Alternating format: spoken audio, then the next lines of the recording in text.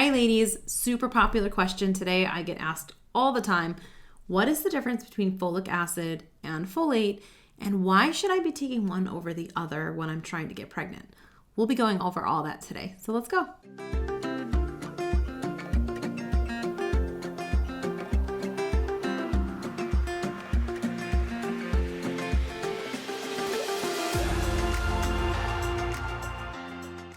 Hi ladies, welcome back to Fertility Mom.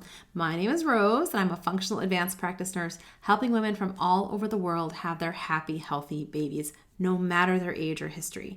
Make sure you like this video, subscribe to my channel, and hit that little bell notification so that you'll know when I upload new content to you every week. Also, if you haven't already come to my live fertility workshop, then you will want to register for that event down below. It's live, it's free, it's virtual, it's awesome. You get to come hang out with me. We'll talk about what's going on for you. I'll give you some opportunity to ask questions, and it's really, really great. I get a lot of great feedback from this workshop that I run. Women tell me that these are things they've never heard before from their doctors or never heard before in general.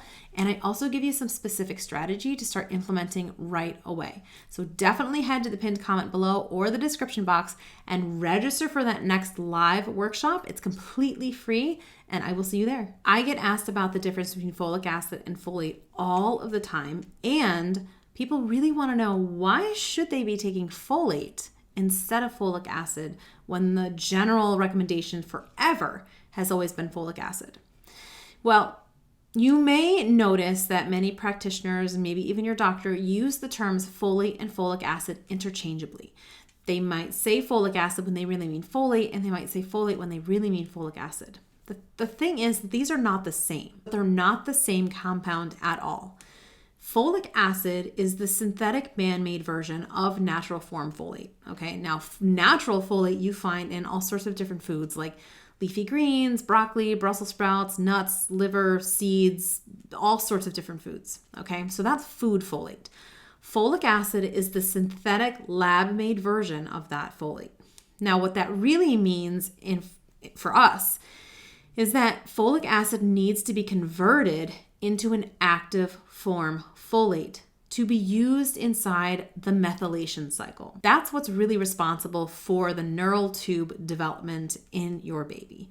So while you might hear all the time, folic acid helps decrease neural tube defects, that's true. However, it does that by being converted into active form folate, and that active form folate is used inside the methylation cycle to help develop this neural tube.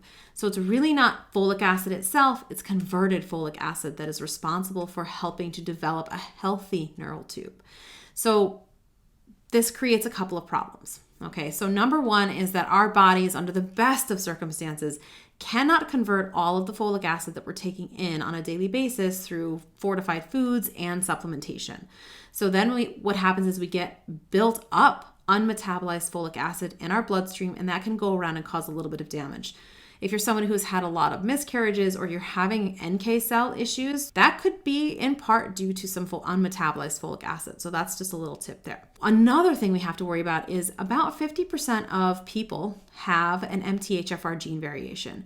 This makes it even harder for us to convert folic acid into active form folate.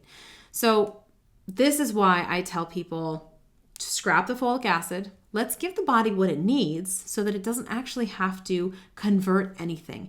We can give the body the correct form of folate that just can go straight into that methylation cycle that can then help the body do everything that it needs to do, including help build a healthy neural tube for your baby. So for these reasons and for some other reasons as well, I highly recommend getting yourself a high quality supplement that has the right form of folate already in it, so that your body doesn't have to convert any folic acid and we don't run into any conversion issues at all. On your supplement, that will be listed as 5-MTHF, methyl tetrahydrofolate. You might see it listed as methylfolate. There's a couple of different ways that it can be notated on your supplement bottle itself. But if you see folic acid on there, it's probably best to get rid of that one and replace with the right form of folate. In terms of dosages that I recommend, this will vary widely from client to client depending on history and genetic variations and things like that. But as a general rule of thumb, foundational recommendation is an additional 800 micrograms methylfolate per day on top of a diet that is heavily focused on getting natural form food folate in. Okay, so focusing on having a very healthy diet full of whole unprocessed foods, nice leafy greens, Brussels sprouts, asparagus, nuts, liver, good quality meats and fishes, things like that. So concentrating on getting good food folate in, but on top of that, also supplementing with at least 800 micrograms in addition of the correct form of folate, which is that methylfolate that we talked about earlier. Now, important note here. Some women actually do have a reaction when they take methylated supplements. They can get a headache, they can get a rash, they can get nausea. If that happens, we still need to make sure we're supporting that methylation cycle so that we can have a healthy development of a baby, as well as all the other things that the methylation cycle is important for. However, what you're going to concentrate on is really getting in a lot of awesome sources of food folate in, and then we start supplementing into that folate cycle with different forms of folate, not folic acid, but other forms as well, because there's many different forms. So if that's a problem for you, there's always a workaround, but concentrate on getting in good amount of food folate first, and then we can work around the other stuff later. So ladies, that's all for me on this video today. Make sure you check the back of your supplement bottles. Make sure that you're swapping out folic acid and in the proper form of folate for your body.